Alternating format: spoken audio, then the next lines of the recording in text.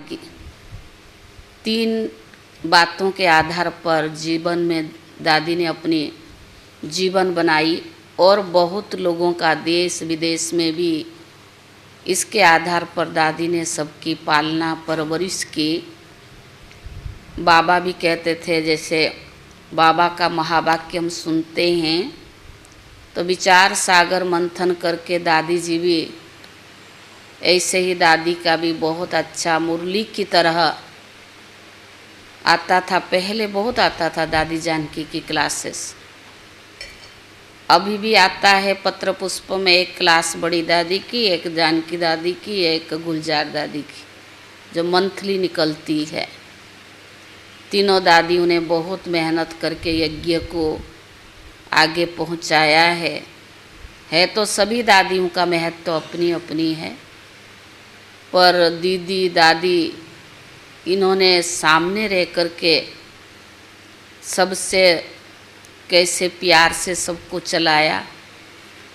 और दादी जी अंत तक 104 साल उम्र में भी दादी कुछ समय पहले जयंती दीदी और हंसा बहन को बोला कि जब मैं शरीर छोड़ूंगी तो मेरे पर कुछ खर्चा नहीं करना, क्योंकि जगदीश भाई ने इच्छा मृत्यु प्राप्त किया। जगदीश भाई की आत्मा को सब पता था कि शरीर मेरा बेकार हो चुका है। और दादी जानकी ने जब लंदन में गए थे, जगदीश भाई लीवर ट्रांसप्लांट के लिए बोला तो जगदीश भाई ने कहा नहीं, इतना जिज्ञासु का पैसा मैं अपने ऊपर नहीं लगाऊंगा, क्योंकि बहुत ईमानदार वफादार यज्ञ के प्रति दादियों के प्रति उनकी बहुत भावनाएं थी। और दादियों को भाषण सुनाने लिख के देने वाले भी जगदीश भाई रहे। दूसरा नंबर बाबा का, ब्रह्मा बाबा का उनका नाम रहा। ऐसे दादियाँ भी यज्ञ में बहुत कुछ, ऐसे भी बेगरी पार्ट आई, कई तो चले भी गए, पर दादियों ने कैसे किया। तो ऐसे दादियों की तो आज के दिन सत सत नमन है। श्रद्धांजलि कहें, श्रेयांजलि कहें, जो भी भावांजलि कहें, पर दादियों की बाबा की पद चिन्ह श्रीमत है। और दादियों ने जो हमें बाबा की प्यार, जो पालना श्रीमत के आधार से दी, दादियों की वो पालना को अगर हम जीवन में धारण करते हैं या उनकी जो कहा हुआ महावाक्य को सुनकर या सुना है उस पे चलते हैं, वही दादियों के लिए क्या होगा, श्रद्धांजलि रहेगा। क्योंकि दादियाँ तो बहुत कुछ हम लोगों को शिक्षा भी दी है, पालना भी की है, समझानी भी दी है। तो आज के दिन भी इन दादियों का बहुत महत्वपूर्ण यादगार है। मधुबन से तो लाइव आता है तीनों दादियों का, तो आज भी हम दादी को सब मिलकर भोग भी लगाएंगे। आज 27 तारीख की महावाक्य है 27/3/25 यानी 2005 ये 25। मीठे बच्चे खेवैया आया है तुम्हारी नैया पार लगाने। मीठे बच्चे खेवैया आया है तुम्हारी नैया पार लगाने। तुम बाप से सच्चे होकर रहो तो नैया हिलेगी डुलेगी लेकिन डूब नहीं सकती। तुम बाप से सच्चे होकर के रहो तो नैया हिलेगी डुलेगी लेकिन डूब नहीं सकती। प्रश्न है, बाप की याद बच्चों को यथार्थ न रहने का मुख्य कारण क्या है? बाप की याद बच्चों को यथार्थ ना रहने का मुख्य कारण क्या है? उत्तर है, साकार में आते आते भूल गए कि हम आत्मा निराकार है। साकार में आते आते भूल गए कि हम आत्मा निराकार है। और हमारा बाप भी निराकार है।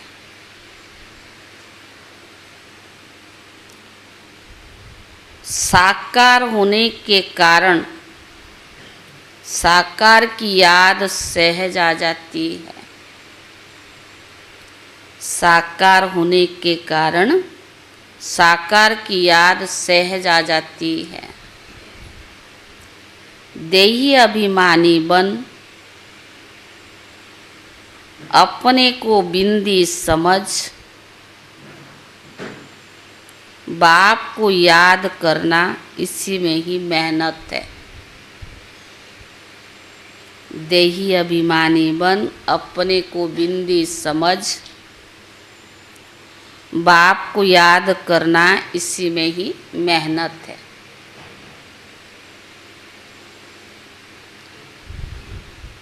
ओम शांति।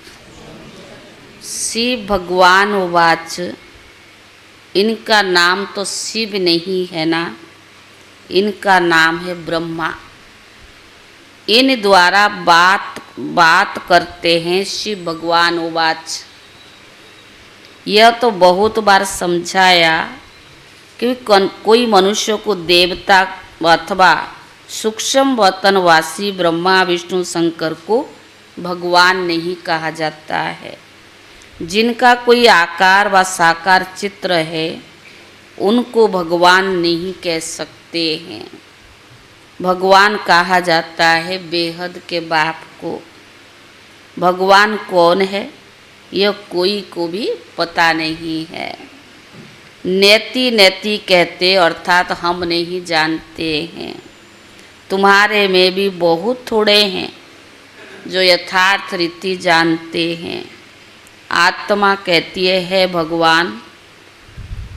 अब आत्मा तो बिंदी है तो बाप भी तो बिंदी होगा ना। अब बाप बैठ बच्चों को समझाते हैं। बाप के पास के ऐसे बच्चे हैं जो ये नहीं समझते कि हम आत्मा कैसे बिंदी है।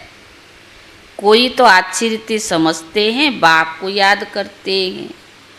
बेहद का बाप है सच्चा हीरा। हीरे को बहुत अच्छी डिब्बी में डाला जाता है। कोई के पास अच्छे हीरे होते हैं तो किसको दिखलाना होता है तो सोने चांदी की डिब्बी में डालकर दिखाते हैं। हीरे को जौहरी जाने और कोई न जाने।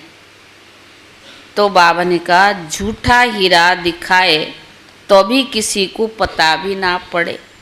ऐसे बहुत ठग जाते हैं।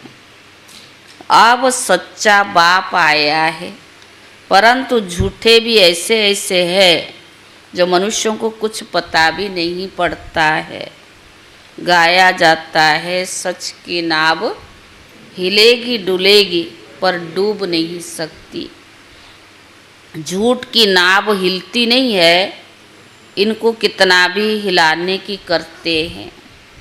जो यहाँ इस नाव में बैठे हुए हैं उन्हें हिलाने की कोशिश भी करते हैं। ट्रैक्टर गाए जाते हैं ना। ट्रैक्टर किसको कहा जाता है?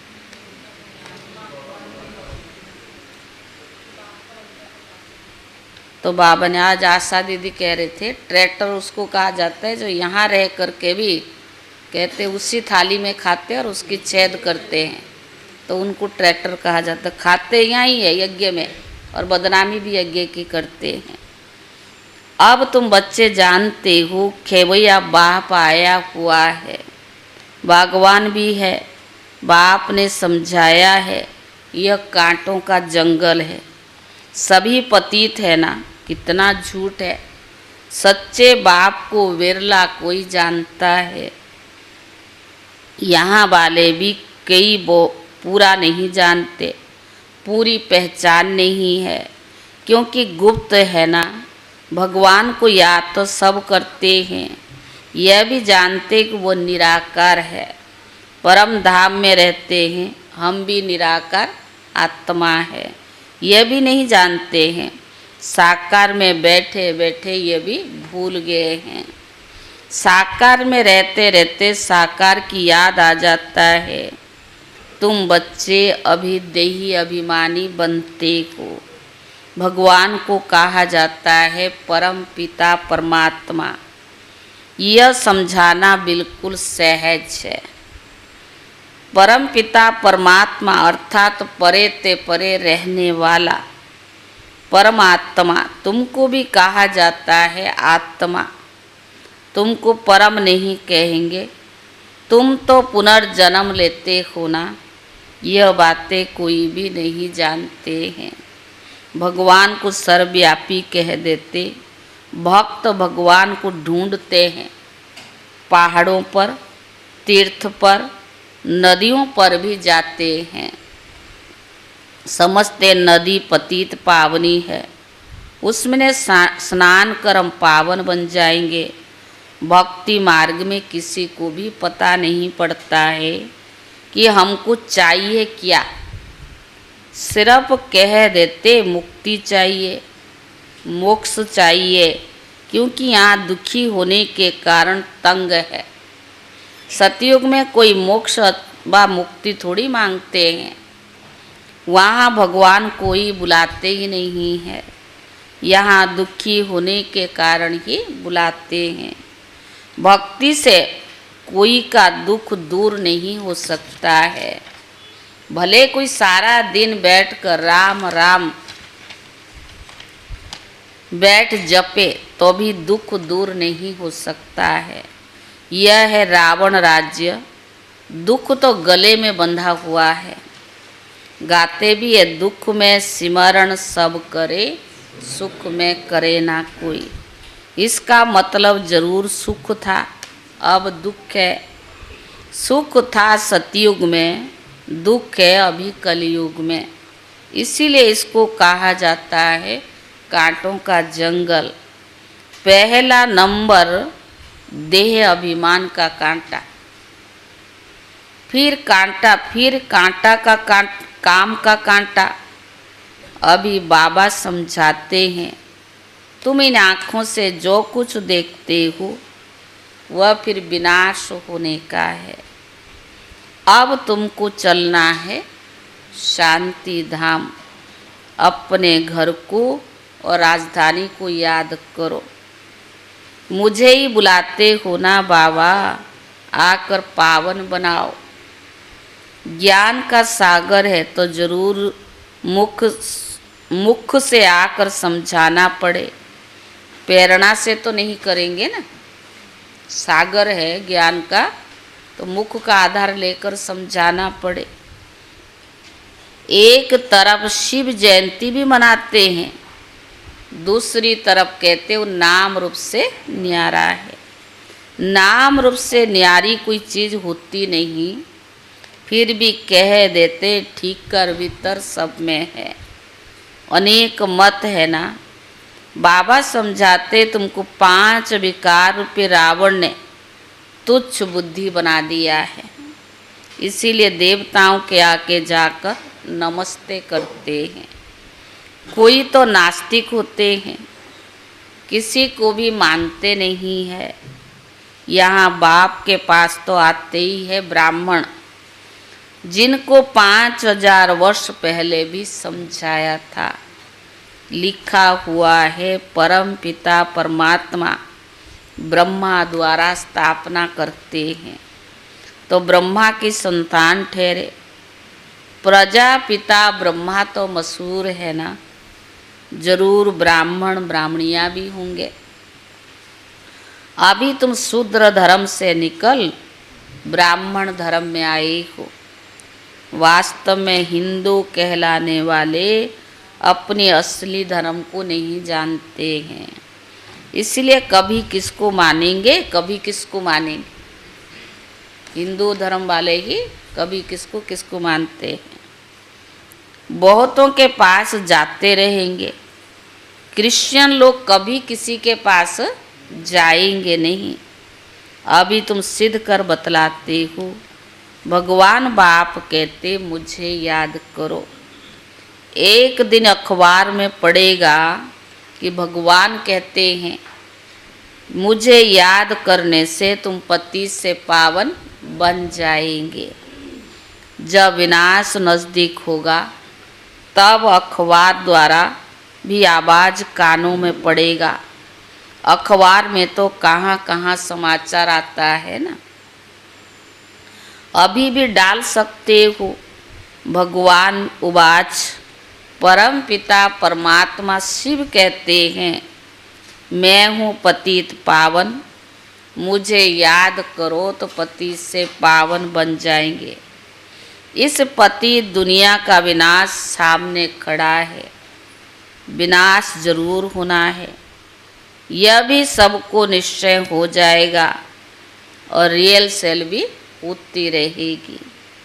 तुम बच्चे जानते हो जब तक राजधानी स्थापन नहीं हुई है तब तक विनाश नहीं होगा। अर्थ कैबक आदि भी होने हैं ना। एक तरफ बम्स फटेंगे, दूसरी तरफ नेचुरल कैलमिटीज भी आएगी, अन्न आदि भी नहीं मिलेगा, स्टीमर भी नहीं आएंगे, फैमन भी पड़ जाएगा, भूख मरते मरते सब खत्म हो जाए। प्रैक्टिस कर रहे हो क्या? सुना इतने सब कुछ होना है, अभी तो कुछ हुआ नहीं ना। तो बाबा ने कहा भूख हड़ताल जो करते हैं वे कुछ ना कुछ जल व शहद आदि ले लेते रहते हैं, वजन में हल्के हो जाते हैं। यह तो बैठे बैठे अचानक अर्थ कैबक होगी, ना जाने कितने मर जाएंगे। विनाश तो जरूर होना है। साधु संत आदि ऐसे नहीं कहेंगे कि विनाश होना है। इसीलिए राम राम कहो। मनुष्य तो भगवान को नहीं जानते हैं, भगवान तो खुद अपने को जाने, भगवान तो खुद ही अपने को जाने और न जाने कोई। उनका टाइम भी आने का है। फिर इससे बूढ़े तन में आकर सारे सृष्टि के आदि मध्य अंत का नालिश सुनाते हैं। तुम बच्चे जानते हो अभी वापस जाना है, इसमें तो खुश होना चाहिए। हम शांति धाम जाते हैं। तो बाबा ने कहा मनुष्य शांति चाहते, परंतु शांति कौन देवे? कहते हैं ना शांति देवा। अब देखो अब देवों का देव तो एक ही है, ऊंच ते ऊंचा बाप है। वह कहते तुम सबको पावन बनाकर ले जाऊंगा, एक को ही नहीं छोड़ूंगा। ड्रामा अनुसार सबको जाना ही है। गाया हुआ है मच्छर सदृश सब आत्माएं जाती है।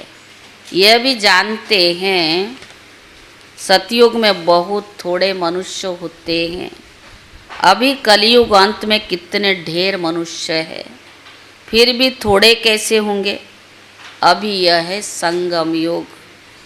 तुम सतयुग में जाने के लिए पुरुषार्थ करते हो, जानते हो विनाश होगा, मच्छर सदृश आत्माएं जाएगी, सारा झुंड चला जाएगा। सतयुग में बहुत थोड़े होंगे। तो बाबा ने कहा हम आत्मा है। बाप कहते कोई भी देहधारी को याद नहीं करो, देखते हुए भी नहीं देखो। हम आत्मा है, हम अपने घर जाएंगे।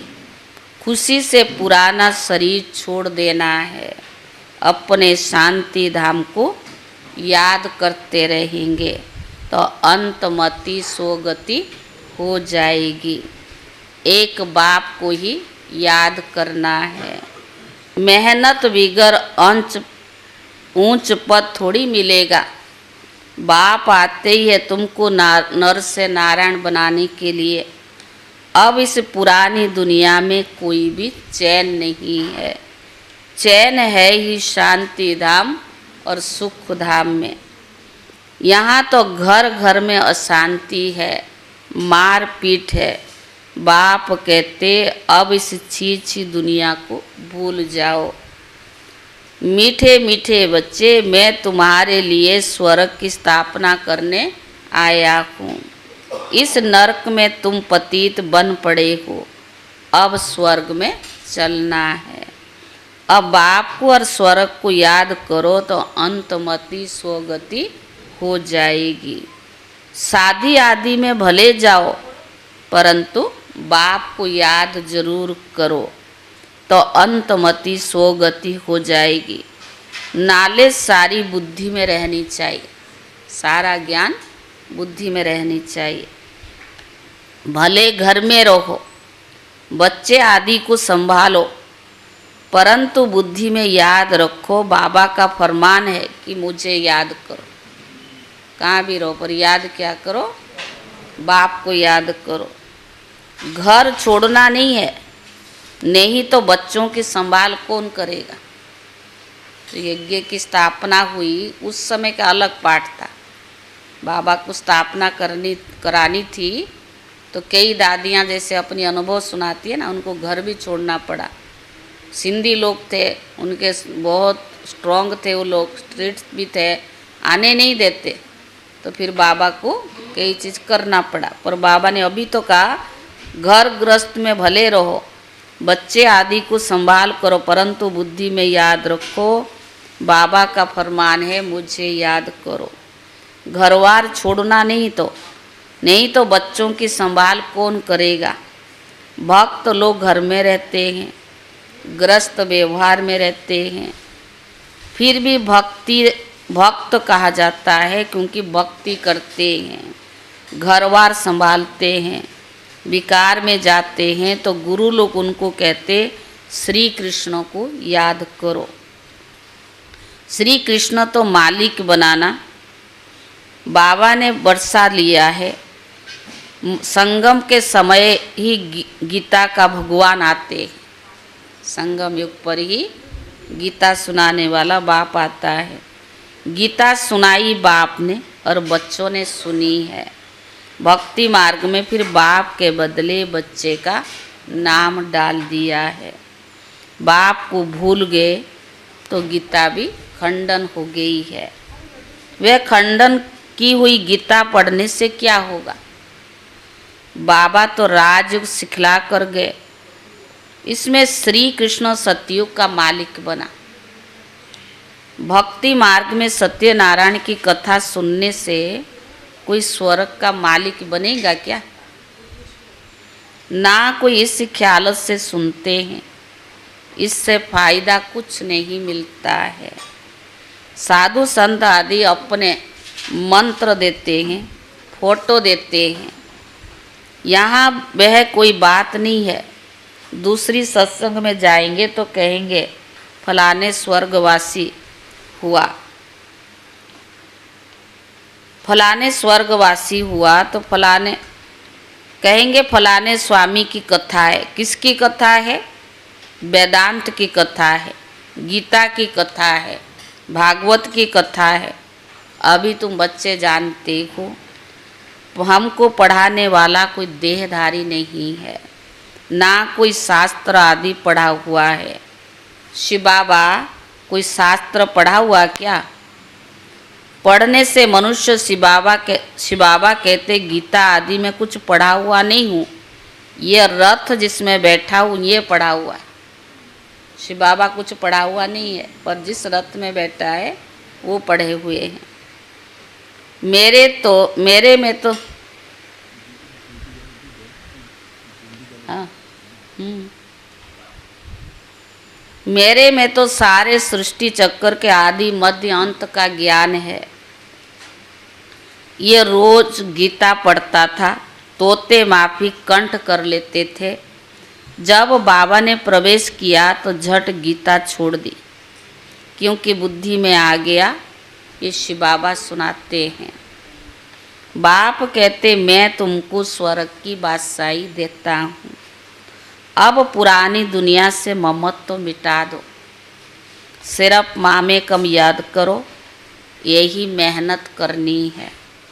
सच्चे आशी को घड़ी घड़ी मासूक की याद आती है ना। अब बाबा की याद से ऐसे पक्की रहनी चाहिए। पारलौकिक बाप कहते बच्चे मुझे याद करो और स्वर्ग के वर्षे को याद करो। इसमें और कुछ भी आवाज करने, झांझा आदि बजाने की कोई दरकार नहीं है। गीत भी कोई अच्छे अच्छे आते तो बजाए जाते हैं, उनका भी अर्थ समझाते हैं। गीत बनाने वाले खुद ही कुछ नहीं जानते। कितने सारे गीत ऐसे बने हुए हैं, भक्ति में भी और अज्ञान काल में भी लोग कितना अभी भी बनाते हैं, पर अर्थ कुछ नहीं जानते हैं। मीरा भक्तन थी, तुम भी अभी ज्ञानी हो। बच्चों से जब कोई काम ठीक नहीं होता है तो बाबा कहते तुम जैसे कि भक्त हो। भक्ति और ज्ञानी में फर्क है नहीं। जो काम ठीक नहीं होता तो क्या कहते, ये भक्ति है। तो वो समझ जाते कि बाबा ने हमको ऐसा क्यों कहा। बाबा समझाते बच्चे अब बाप को याद करो, पैगंबर बनो और मैसेंजर बनो। सबको ये पैगाम दो कि बाप और वर्षे को याद करो तो जन्म जन्मांतर के पाप भस्म हो जाएंगे। अब वापिस घर जाने का समय है। भगवान एक ही निराकार है, उनको अपनी देह तो है नहीं। बाप ही अपना परिचय बैठ देते हैं, मनमना भव का मंत्र देते हैं। साधु सन्यासी आदि ऐसा कभी नहीं कहेंगे कि अब विनाश होना है। बाप को याद करो। बाप ही ब्राह्मण बच्चों को याद दिलाते हैं। याद से हेल्थ, पढ़ाई से वेल्थ मिलेगी। तुम काल पर जीत पाते हो, वहाँ कभी अकाल मृत्यु नहीं होता है। देवताओं ने काल पर भी विजय पाई हुई है। सतयुग में कभी अकाल मृत्यु नहीं होती है, क्योंकि देवताओं ने काल पर विजय पाई है। अच्छा मीठे मीठे सिखिले दे बच्चों प्रति माता पिता बाप दादा का याद प्यार और गुड मॉर्निंग। रूहानी बाप की रूहानी बच्चों को नमस्ते। रूहानी बच्चों की तरफ से रूहानी बाप दादा को याद प्यार और नमस्ते। धारणा के लिए मुख्य सार। पहला, ऐसा कोई कर्म नहीं करना जो बाप द्वारा भक्त का टाइटल मिले। ऐसा कोई कर्म नहीं करना जो बाप द्वारा भक्त का टाइटल मिले। पैगंबर बन सबको बाप और वर्षे को याद करने का पैगाम देना है। पैगंबर बन सबको बाप और वर्षे को याद करने का पैगाम देना है। ऐसा कोई कर्म नहीं करना जो बाप द्वारा भक्त का टाइटल मिले। पैगंबर बन सबको बाप और वर्षे को याद करने का पैगाम देना है। दूसरा, इस पुरानी दुनिया में कोई चैन नहीं है।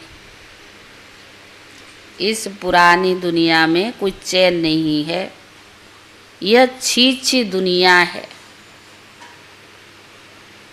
इससे भूलते जाना है। इस पुरानी दुनिया में कोई चैन नहीं है। यह छी दुनिया है, इससे भूलते जाना है। घर की याद के साथ साथ पावन बनने के लिए बाप को भी जरूर याद करना है। घर की याद के साथ साथ पावन बनने के लिए बाप को भी जरूर याद करना है। वरदान। प्रवृत्ति में रहते पर वृत्ति में रहने वाले निरंतर योगी भव। प्रवृत्ति में रहते पर वृत्ति में रहने वाले निरंतर योगी भव।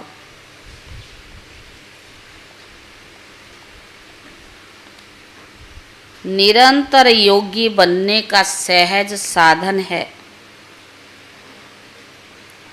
प्रवृत्ति में रहते पर वृत्ति में रहना। निरंतर योगी बनने का सहज साधन है प्रवृत्ति में रहते पर वृत्ति में रहना। पर वृत्ति अर्थात आत्मिक रूप। पर वृत्ति अर्थात आत्मिक रूप। जो आत्मिक रूप में स्थित रहता है वह सदा न्यारा और बाप का प्यारा बन जाता है। जो आत्मिक रूप में स्थित रहता है वह सदा प्यारा और बाप का न्यारा, वह सदा न्यारा और बाप का प्यारा बन जाता है।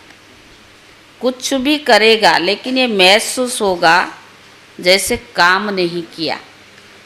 कुछ भी करेगा लेकिन महसूस होगा जैसे काम नहीं किया लेकिन खेल किया। तब प्रवृत्ति में रहते आत्मिक स्वरूप में रहने से सब खेल सहज तरीका, सहज अनुभव होगा। आत्मिक रूप में रहने से सब खेल की तरह सहज अनुभव होगा, बंधन नहीं लगेगा। सिर्फ स्नेह और सहयोग के साथ शक्ति एडिशन करो तो हाई जंप लगा लेंगे। स्नेह और सहयोग के साथ शक्ति की एडिशन करो तो हाई जंप लगा देंगे। स्लोगन: बुद्धि की महीनता अथवा आत्मा का हल्कापन ही ब्राह्मण जीवन की पर्सनालिटी है। स्लोगन है बुद्धि की महीनता अथवा आत्मा का हल्कापन ही ब्राह्मण जीवन की पर्सनालिटी है। अव्यक्त इशारे: सत्यता और सभ्यता रूपी कल्चर को अपनाओ। सत्यता और सभ्यता रूपी कल्चर को अपनाओ।